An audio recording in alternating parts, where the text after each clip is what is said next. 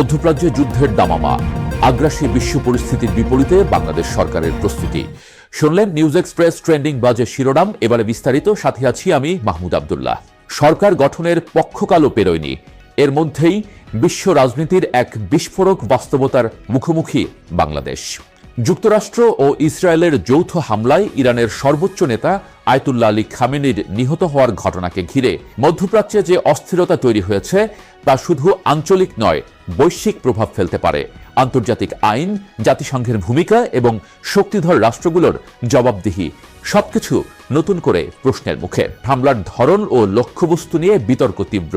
ইরানের শীর্ষ নেতৃত্ব, সামরিক স্থাপনা, এমনকি বেসামরিক স্থানে হামলার অভিযোগ উঠেছে। জবাবে ইরানও মধ্যপ্রাচ্যে অবস্থিত মার্কিন সামরিক ঘাঁটি লক্ষ্য করে আঘাত এনেছে। এতে উত্তেজনা ছড়িয়ে পড়েছে কাতার, সংযুক্ত আরব আমিরাত ও সৌদি আরব সহ বিভিন্ন দেশে। বিশ্ববাজারে তেলের দাম ইতোমধ্যে ঊর্ধ্বমুখী হওয়ার ইঙ্গিত দিচ্ছে।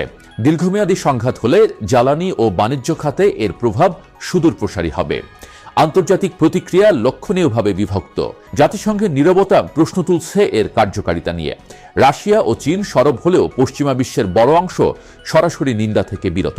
এ বাস্তবতা দেখায় ভূ রাজনীতিতে নীতি নয়, শক্তিই শেষ কথা হয়ে উঠছে। বাংলাদেশের জন্য বিষয়টি কেবল নৈতিক অবস্থানের নয়, কৌশলগত স্বার্থেরও। 1 মার্চ পররাষ্ট্র মন্ত্রণালয়ের বিবৃতিতে মধ্যপ্রাচ্যের কয়েকটি দেশের সার্বভৌমত্ব লঙ্ঘনের নিন্দা জানানো হলেও ইরানের নাম স্পষ্টভাবে উল্লেখ না করা নিয়ে আলোচনা তৈরি হয়েছে। পরদিন আলাদা বিজ্ঞপ্তিতে আয়াতুল্লাহ খামেনির হত্যাকে আন্তর্জাতিক আইনের পরিপন্থী বলা হলেও হামলাকারী রাষ্ট্রগুলোর নাম অনুল্লেখিত থাকে। প্রশ্ন উঠছে, বাংলাদেশ কি ভারসাম্য রক্ষার কূটনৈতিক কৌশল নিচ্ছে নাকি স্পষ্ট অবস্থান এড়াচ্ছে? নতুন সরকারের সামনে চ্যালেঞ্জ বহুমাত্রিক।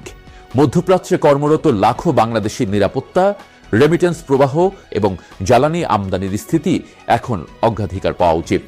ডলারের বাজারে সামান্য অস্থিরতার আভাস ও উদ্বেগ তৈরি করছে। আগের সরকারের সময়ে যে অর্থনৈতিক স্থিতি আংশিকভাবে রক্ষা পেয়েছিল তা ধরে রাখা জরুরি। একই সঙ্গে অভ্যন্তরীণ প্রশাসনিক সিদ্ধান্তেও স্বচ্ছতা প্রয়োজন। বাংলাদেশ ব্যাংকের গভর্নরের আকস্মিক বিদায় নিয়ে স্পষ্ট ব্যাখ্যার অভাব জনমনে প্রশ্ন তুলেছে। অর্থনৈতিক প্রতিষ্ঠানগুলোর ক্ষেত্রে হঠাৎ সিদ্ধান্ত বাজারে অনিশ্চয়তা বাড়াতে পারে। অস্থির বৈশ্বিক প্রেক্ষাপটে বাংলাদেশের প্রয়োজন পরিমিত, স্বচ্ছ ও আত্মবিশ্বাসী কূটনীতি।